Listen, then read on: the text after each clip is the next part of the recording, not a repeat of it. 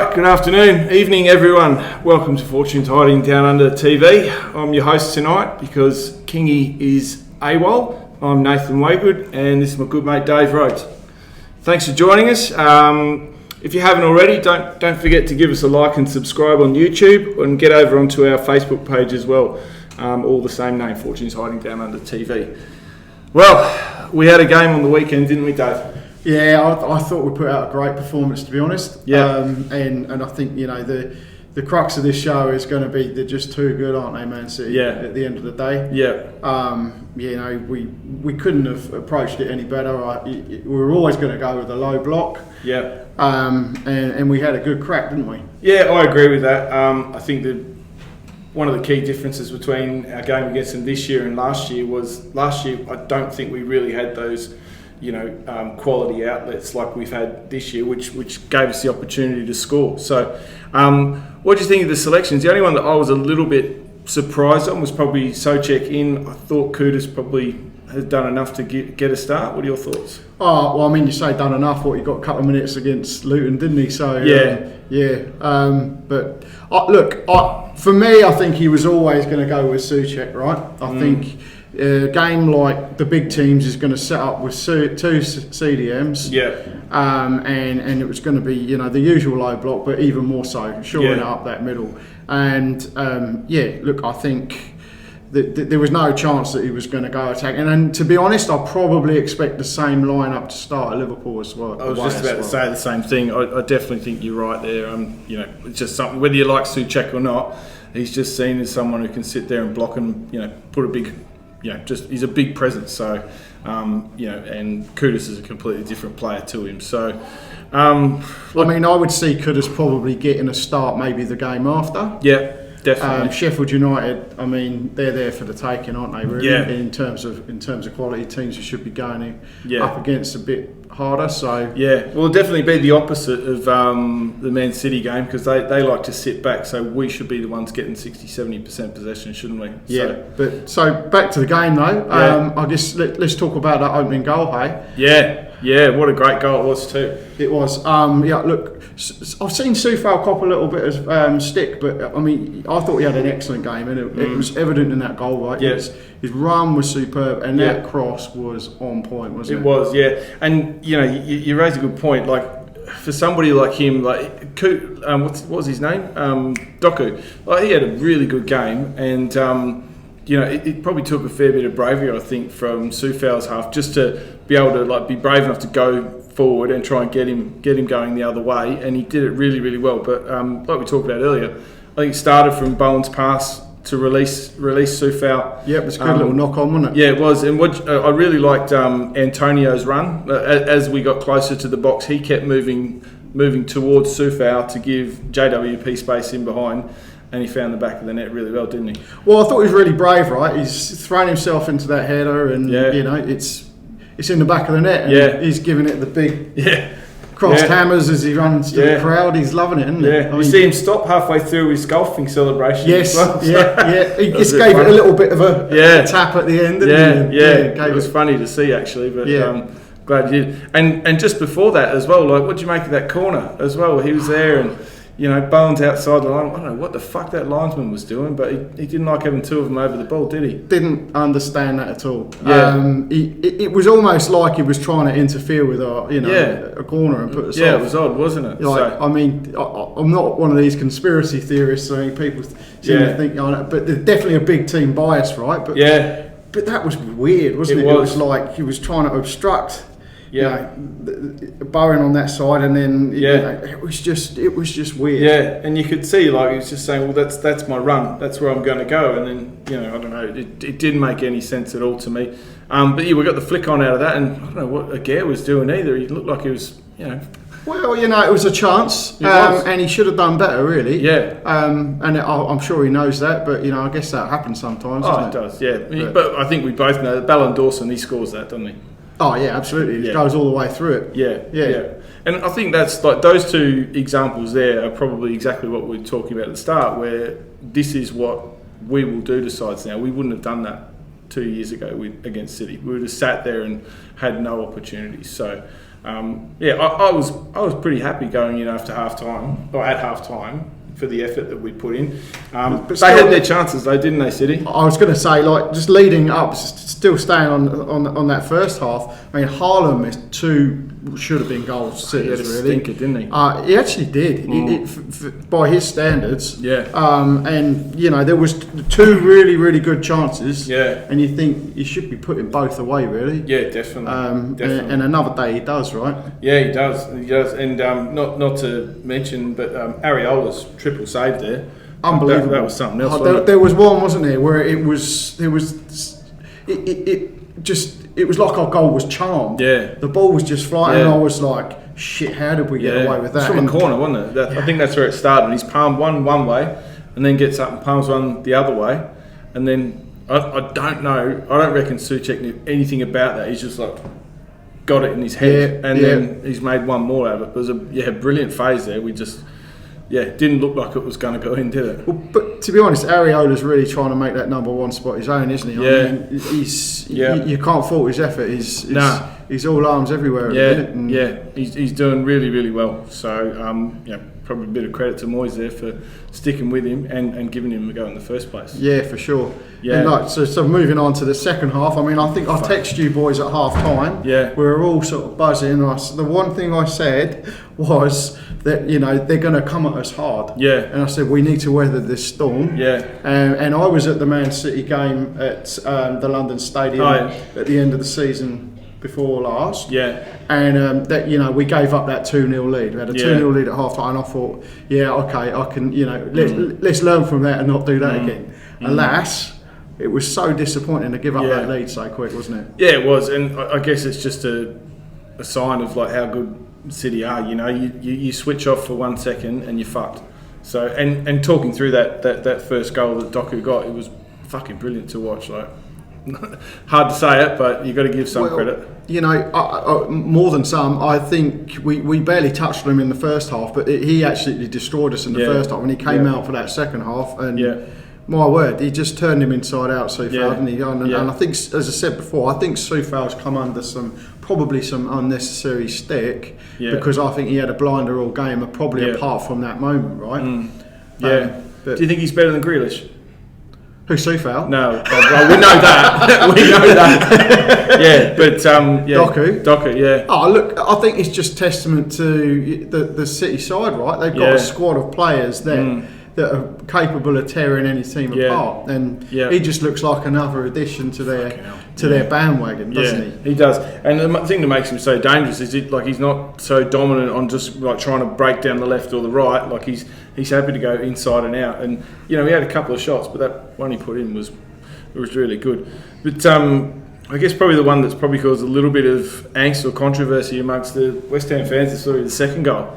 The one that, fuck knows what Aguirre was doing, but for it to go over his head. Well, before we get to that, should we talk about a couple of chances we had? Because I actually think, rather than jumping to that, I think we actually had our best spell of the game. It probably was in between those two moments, wasn't it? It was, and I think the one thing you point through, that exquisite ball from Paquetá, just like the one he put through for Bowen's winner, and then you think, thank fuck that Bowen was on the end of that, not Antonio, Oh, mate. because, you know, and I love Antonio, right? He's doing, but you know, people say he's got, you know, poor touch at times, and that showed up. Like, he's put that touch right to the keeper, took it away from him. Well, he had a couple of moments in the first half as well there where, you know, we played a ball into him centrally and it just fucking bounced off his hoof. And then, you know, I think there's another time, Bowen's running down the right, and Antonio gets caught out on the left-hand side, and Bowen plays the ball centrally where Antonio should be, but he's fucking nowhere to be seen. He's just trotting down the other side of the pitch. So, I don't know, like, for all of his good, like, especially when we played, like, you know, teams like City, it just seems that sometimes he gets those little errors of his get exposed a bit, don't they? Oh, it's just a poor touch, wasn't it? At the end of the day, I mean, he's got him in him. That's the reality. He does, and he did everything else right. You know, he was strong, powerful as he is. Yeah. And there's times we will be right on point. Yeah. And he will stick that away. Yeah. But that obviously was not one of those times. It's like I don't know. I've said it earlier on in our shows that for me, Antonio always seems to suffer when he has a break from football. Like it's like he when he gets in and gets momentum, I reckon he gets better and better and better. And if you go back to our first game of the year, he wasn't on point. Granted, he wasn't really fit, but then his second and his third game and his fourth were really good. And now we are with a break. Got the touch of a donkey again. Yeah, well, I wouldn't have said that he had a poor game. I don't think anyone had a poor game, but that was a moment. Yeah. That was a moment to put us in the lead in a spell where we were doing some good stuff. Yeah, and making the most of what little we had of the ball. Yeah. I guess that's probably more the point, isn't it? When you don't have fuck all the ball, like you just don't have chances to waste, do you? Really? And there was another one, right, with the header from Zuma. What a save that was! That was good, wasn't it? I mean, that was incredible. Yeah. And it was a low one too, wasn't it? Really? Yeah. And would you want him to put it anywhere else and go? No. Probably, maybe in the back of the net. Possibly, yeah. But But I mean, I don't think there's too many other keepers in the league that save it. That's probably the point, which is unfortunate. But fuck, sometimes what do we have? We had 6 shots on goal, and. Some of them were really, really good opportunities that should have scored, but that's life too, isn't it? Yeah, I mean, if you're going to play the low block, you want your counters to be on point, and the start of this season they have been right, and our goal was excellent. Just and I guess then the difference, the Antonio miss, superb save from Edison, and you just go well. On the day, we rode our luck as well, right? And it's Man City at the end of the day. So let's talk about that silver goal then. Fuck. What do you make of it, really? I don't know what Aguirre was like. He's just misjudged it. He's come too early towards the ball. We've all seen it on our own football pitches on a Sunday afternoon. Yeah, it happens. Don't necessarily expect it in the Premier League. No, you don't. I think he's a great player, but he fucked that one up. And was Areola at fault at all? I don't think so. No. I mean, it's point blank, isn't it? Yeah, that's right. I think you look at it and you go, oh, this is slow motion. You see it happening. Yeah. It's painful to watch. Yeah, that's right. But I don't think it's. I don't think he needed to come for it at all. It was just down to a fuck up, really. And look, let's be real. I don't reckon Lord Lucan had fucking missed that header. Maybe. You'll have to ask him. Yeah, I will. I'll ask him next time. So it was a bit frustrating, but what do you do, right? Yeah, and then just to add insult to injury after having an absolutely fucking terrible game, spurning chances in the first half. No. The Viking gets his goal. He does, doesn't he? Hold my beer and fucking bangs one in. I know, right? I mean, if you can play that badly and still stick the ball in the back of the net, that's the kind of striker you want, isn't it? Yeah, it is. And funny enough, like their stats, like they had 29 shots to our 6, 15 on target. But Haaland himself, he had 9 of them, and he only put 1 in. So probably goes to show how shit his game really was. But he just gets all those opportunities, doesn't he? And eventually, he bangs one in. So, that is true. Yeah. So there wasn't too many stats there that we actually won, but there was one. Do you know what it was? Go on. Clearances. We fucking smashed them. We smashed them. Well, 30-5. We can say that we are probably the best team in the league for clearances. Yeah, we are. Massive. And we're bigger than Man City in one department at least. Yeah, that's right. So, all in all, I mean, I know you said at the start of the pod, but what do you think of the game overall? Are you happy? Are you frustrated? Oh, look, the way I see it, okay, the winning run comes to an end. Yeah. It's Man City. Yeah. No one's beating them, right? No, that's right. And if no one else is beating them, then it shows the magnitude of the task on our hands, right? It does. And I think we gave a really good account of ourselves. I think in some ways 3-1 was a little bit harsh because you go right. We dug our way in it and we played really well. Yeah. But then you go on another day, Haaland sticks those 2 first half goals, and then you're really backs up the wall. Backs against the wall, aren't you? Yeah. So, I mean, like you said, we rode our luck, but I mean, it's probably the first time I've sat down in many years and watched this and gone, look, I don't think you could have knocked the manager for his setup, and it even comes back into his subs, which we didn't really talk about all that much, but I'm pretty sure from memory, it was roughly around about the 60-minute mark, he was standing up there with Ben Rama and Kudus, and like for him to be making those changes, not going for someone a little bit more defensive, like he could have put Mavropanos on and didn't. I think, well, that shows his intent. I think you're right. Yeah. And to be honest, the sub that he wanted to make was to bring Souček off. That's right. He had to stick with Souček because Alvarez pulled up. Yeah. Incidentally, I hope he's okay for the next game. Yeah. But, you know, we were going to go with something a little bit more dynamic, bringing Ben Rama and Kudus on. Yeah. Whether I'd have bought Ben Rama on myself, I'm not sure. If I'd had the choice of making that sub of that mate, I would have just bought Kudus on, and I'd have left Antonio on. I agree with that. Yeah. Because we sort of lost a little bit when Antonio did come off, didn't we? And like, I didn't think he was moving that badly in the second half. Unless he, like, I mean, all that says is that, like, Bowen's going in the middle, fair enough, and he just wants more pace out wide. But yeah, he had a plan. It there anyway. He had a plan, but you know, and to his credit, you know, to be doing that in the 60th minute, at least he was going for it, as you said. Yeah. And you know, it was a shame that he couldn't make the change that he wanted to change. Yeah. I think we'd have been a bit more dynamic with Alvarez in there holding that central defensive midfield, and then the two boys having a good go at him with, you know. Yeah. Geez, Benny was shit, wasn't he? It was awful. It was fucking disgraceful. I just can't get my finger on at the moment what's the matter with him. He's not quite making the decisions. He's not beating a man. You don't think he's going to burst through and, you know, create a good opportunity for himself, do you, at the moment? It's almost like as soon as he gets sort of forward to centre and he gets in and around the box, he just looks fucking confused, like a deer in the headlights, doesn't he? Yeah. He just don't know what to do. Do I beat him left or beat him right? Oh, no, I'll just wait and kick it into his legs. It's like, fucking hell, like, there's got to be something going on upstairs, and I don't know if it's the arrival of Kudus that's done that to him. It's hard to say. He was sort of doing a bit of that last year as well, wasn't he? I think he's that kind of player, right? He blows hot, blows cold. Yeah. And I think he apart from he set up a very good goal at Brighton. He did. But he doesn't quite look on it at the moment. No. Conversely, I thought it was a really good half an hour from Kudus. Oh yeah. I thought he looked lively, and there was sort of some glimpses where you go, well, maybe he's the kind of Doku type player. Yeah.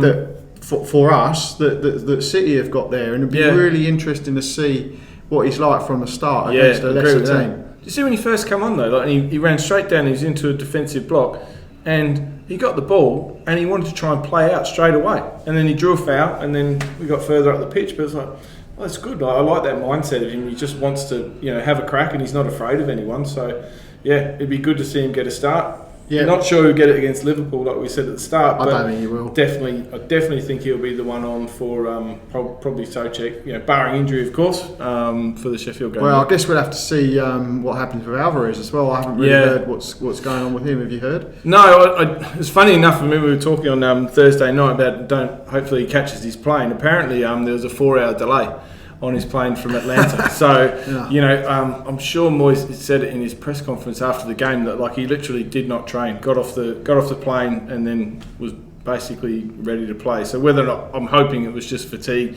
Looked like he had a little bit of a knock, so yeah. We'll see. Yeah, we will. So, okay. Moving on, one other thing before we wrap up. The 87-minute sub. So they'd scored at the 85th minute. Then we bring on Danny Ings and Kehrer.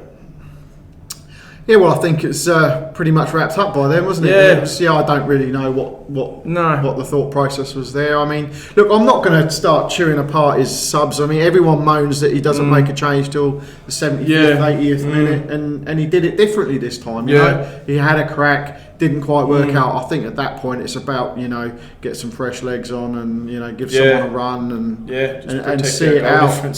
See it out, really.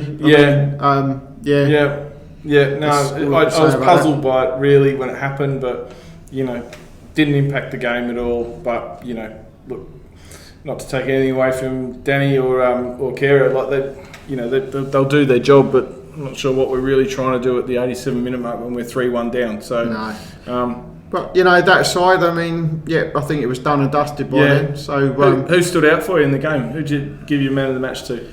That's a good question. I mean, I saw some great stuff from Kudus, but, you know, that man Paquetá for me, he's got a bit of magic in him, a bit of grit in him.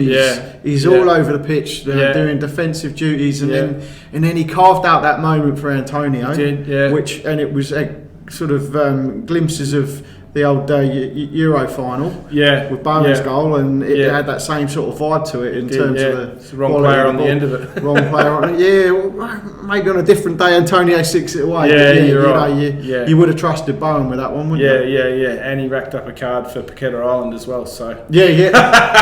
Got one late, good on him. Cool. For me, I reckon it was JWP.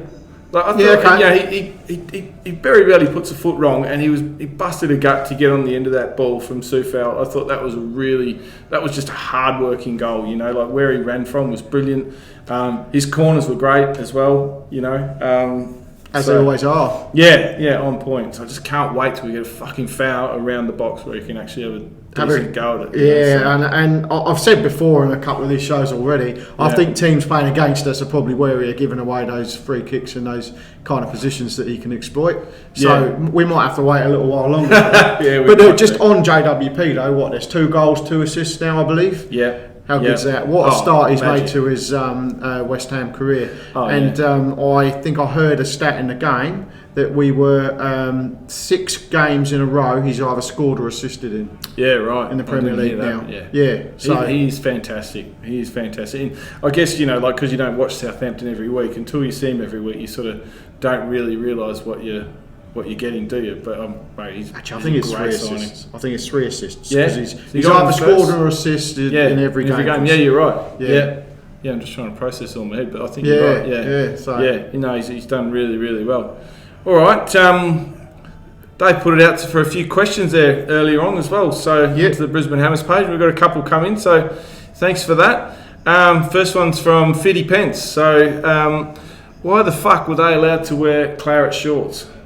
When we were wearing claret shorts. Yeah. That was the first thing I thought when I saw that. Yeah. Like, what are they doing here? Yeah. I mean, to be honest, it's a strange kit for Man City anyway, isn't it? To actually have claret shorts the same as the home team. It's really puzzling, isn't it? Yeah, I don't know what the league are thinking there, letting that go on. But it didn't make any sense to me. And I don't know. I understand it's always your home kit and your away kit, but mate, if they're in their fucking sky blue, well, let's be honest, they don't need an away kit at West Ham, do they? They could have got away with it. No, exactly, and that's my point. You know, like there doesn't seem to be any sort of logic that overrides. Well, this is our away kit. Oh fuck, hang on, you're in claret shorts. No, well, maybe there isn't. They just say, well, we're City, so fuck off. They don't. I've not really seen that allowed before. Usually, it's the same colour shorts and switch them out. Well, and that's when you go to your clash kit, right? Yeah, exactly right. But good question. Yeah. So let's go to the next one. Like Stephen Forrest said, initial thoughts on Kudus. I hit the ground. I think he hit the ground running. Yeah. We've already covered that one. I think so. Yeah, I think we'd agree with you on that, Steve. Yeah, absolutely. Matthew Nolan. You heard of that guy before? Nah, I don't know. Never heard of that is. So Matty's saying, what did you make of Paqueta's love-in with the City bench? Oh, I saw that. So that was at the start of the game, right? Just before kickoff. Yeah. And he's gone over and embraced Pep. Yeah. I mean, couldn't he have done that in the tunnel or in the dressing room, had that exchange? I don't think that's a good look. And I don't want to bag Paqueta, right? But I don't think that's a good look to be doing that. Yeah. You've just been linked with City. You've kind of stirred your fans up that you might be on the move if that interest was reignited. Yeah. What's he thinking? I don't think know. it was a good idea. Yeah. To be honest with you, I just don't think he was thinking really, because if he has his time again, like you don't need to show that kind of affection in public to the opposing manager, do you? You know, whatever's happened behind closed doors, I'm sure they've had some conversations around that transfer and maybe why they didn't transfer him in the summer. So you don't know, but like I agree that it doesn't need to be public, which is a bit frustrating. I think it was a little bit naive. I mean, do we want to go down this road of discussing is there anything in it? Yeah. I mean, is he taking that embrace just to keep that sort of closeness up with Pep and keep the interest there? Who knows? Maybe he was saying to Pep, look, I'm going to go get a card late in the game, so get your money on. Yeah, maybe that's what it was. Yeah, let's go with that. It was just trying to help a bloke out who needs a quid, right? Yeah. That's fair. Yeah. Okay. Yeah. And the last one is Fiddy Pence. More of a comment really, but I think Moyes went for it. Hopefully he keeps the mentality against Liverpool, and we should look to do this against all top six sides as a free hit and do a Palace. Yeah. Look, I don't know. I mean, Moyes is always going to set up with the low block against anyone, right? And I think the two central defensive midfielders probably the right way to go against City. Yeah. If we're going to do a Palace, maybe we'd be going with a little bit more intent. Maybe you would have gone down the road of playing Kudus from the start. Yeah, possibly. But you can't argue with the performance, can you? I go Liverpool away next weekend. We'll probably set up the same, and let's hope that we can, make the most of our counter attacks. Yeah, in that I game tend as well. to agree. And look, hopefully, we will keep doing that. Like the last thing you want to see is just sitting there and like trying to grind out a draw or something like that. But I think the intent was shown. If you're going to show that intent against City, why the fuck wouldn't you show it against Liverpool? Man United, Spurs. Why wouldn't you? Yeah. So, yeah. All right. Well, that's all the questions. So thanks for that. It's going to be an exciting show on Thursday night. I think so. I think we've got our first game in Europe this week. We do, yeah. So we'll be pumped up for that. How do you pronounce them? Oh, I can't even remember. Fucking pots and pans or something. Serbian gypsies, is it? Yeah, those guys. Yeah. We say that bravely from our little room in the Pig and Whistle in Brisbane. So thank you for that. Well, we've done the jocks, and someone's had to go at the Australians. That's right. Out as well now. But no, they'll fucking kill you. Yeah, well, that's true. Got to watch who sees this one, eh? We do. But yeah, look, I'm buzzing for Europe. I've really, really enjoyed the last couple of seasons in Europe. Yeah. Obviously, who's not going to enjoy winning the damn thing like we did? Yeah. But the runs have been something refreshing. I mean, year in, year out, just surviving in the Premier League and finishing mid-table. It's kind of a bit repetitive. So this is something different, and I'm really looking forward to that. It is, and you just don't know what you're going to get sometimes from the opposition either, do you? So I guess when you watch the Premier League week in, week out, and you catch the highlights of other teams and stuff, but you just never see highlights of these teams. So to see a different team playing against West Ham, it's good. It makes you get a bit of a buzz out of it, don't you? And like sometimes not that we lose in Europe, but when you do go down a goal or whatever, I'm always confident we can get one back. So yeah. So I guess we'll have our preview show for the weekend. Then it'll be prior to the Europe game. So I guess we'll tear that one apart and talk about the Serbians a bit more. Then. That's right. So I guess it's sort of time to wrap up this week's show. Pretty much, and so a bit of a thank you to the Pig and Whistle who provide this great venue for us. Yeah, absolutely. So that's it. All we've got to say is come on, you Irons.